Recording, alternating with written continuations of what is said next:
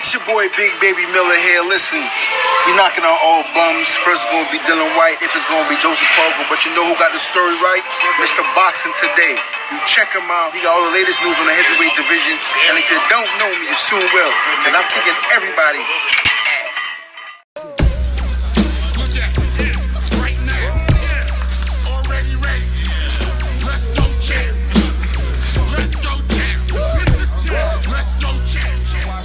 Boxing, please watch Mr. Heavyweight Boxing Today. Hey, what's up, man? This is Chris, the Nightmare Rion, and you're watching Mr. Boxing. Heavyweight boxing fans, what's the deal?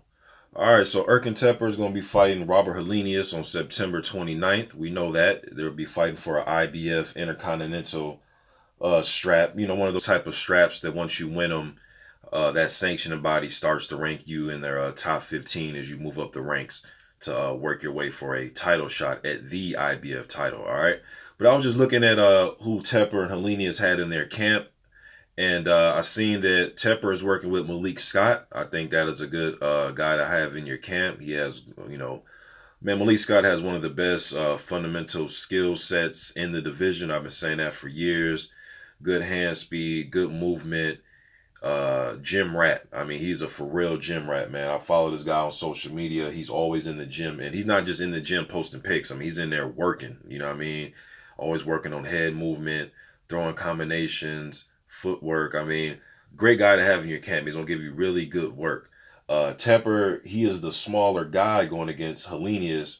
So, as you see here, him and Malik maybe got an inch on. They may be about the same height. They list Malik at 6'5". Teper is about 6'4".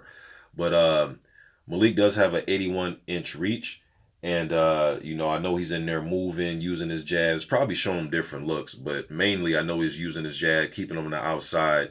And I think that's what Robert is going to try to do, is keep Teper on the outside with his jab so he can land that right hand behind it, try to make, you know, Teper respect him. But I think if Teper, if he's, you know, I haven't seen any footage of camp, but if he's able to cut off the ring against Malik Scott, or at least keep up with Malik in the ring, I damn sure will put my money on him being able to cut the ring off on Helenius and pressure him. Helenius, his last two fights, he fought Yuri. I forgot this guy's last name, man. I don't even want to try to pronounce it, but those last two fights against that guy, Helenius was getting pressed up against the ropes. He was able to carve out some wins, man, but they were really close fucking fights, man. Those were some close fights. Those fights are on YouTube as well, but the guy was putting them against the ropes, working them, man. You can argue the guy beat him both fights, you know what I mean? But I know Helenius has had some problems with his right arm, his right hand, you know, battling little nagging injuries. But, yeah, man, I think Teper's going to go in there and try to just be aggressive, kind of do what Duapa did and Tresura, those type of guys. Be aggressive, press them, try to get them against the ropes and try to outwork them. You know, Teper's a guy that'll show you some slight head movement. You know, he's not Pernell Whitaker. He's not gonna be bending at the waist and all that type of shit. But he's gonna come forward, give you slight head movement behind the high guard. He's gonna try to pump his jab and land overhand rights and left hooks. You know what I mean? That's his style. He didn't look all that great against Christian Hammer in the Marius Wack fight. We know he had the devastating KO over David Price.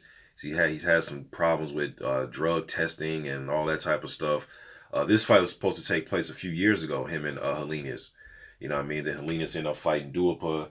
Teper had to sit out for a while. But in the fights against Hammer and Wack, you know, he lost both of those fights. Wack was able to pretty much, you know, use his jab and make Teper respect him, man. Like, he kept him on the outside, you know, landing his jab, his right hand. Teper was trying to land some shots, but he, you know, stood his ground. You can't let this guy pressure you and get you against the ropes, man. And, you know, back up in straight lines because he can land an overhand. You know what I mean? So I think Robert should try to do somewhat of what Wack was doing. Make him respect you, man. You got now, Wack is a durable guy, has a tough chin. You know what I mean? So when he was getting hit, he was able to take it, absorb those shots. But for the most part, offensively, he was using the jab, keeping him at bay, making him respect him. You know what I mean? But I like the fact that Teper has Malik Scott in his camp. He should be getting some good work, man. Then I seen Helenius has Kristinsson in his camp. Kolbeinn Kristinsson, I believe he's from Iceland, but I know he is a Nordic heavyweight. I believe he's 10-0. I follow him on Instagram as well. He's a big guy, you know, wants to work behind the jab, high guard, come forward. Isn't the fastest guy, but he's a big, strong dude, you know what I mean? And, you know, so I know he's trying to press Helenius, try to get him on that back foot, you know, by using the jab in the right hand. Try to press him, get on the back foot, be physical with him, because that's what I think Teper will try to do after he showed you little head movement. He wants to get close, get physical. You know what I mean? So I believe Kristinsson is probably trying to do the same thing, give him the same type of looks in camp with Helenius. So both these guys should be ready for this fight on the 29th, man. Like I said, this fight should have took place, you know, a couple years ago. But now they're at the point where both of these guys have slowed down a little bit. Not that they were the fastest guys to begin with, you know what I mean, a few years ago. But you know how it is, man. Guys, you know, get a little bit older. Fights that should have taken place a few years ago, now they take place. Guys may be a little bit slower, maybe even more hittable. So this can be an exciting fight, you know what I mean, where guys are just, you know, they're both slowed down a bit to where, you know, maybe Helenius can't keep him on the end of that jab and they get into a slugfest. Maybe Teper kind of crosses that line of that jab and, you know, gets in his chest and we have a slugfest.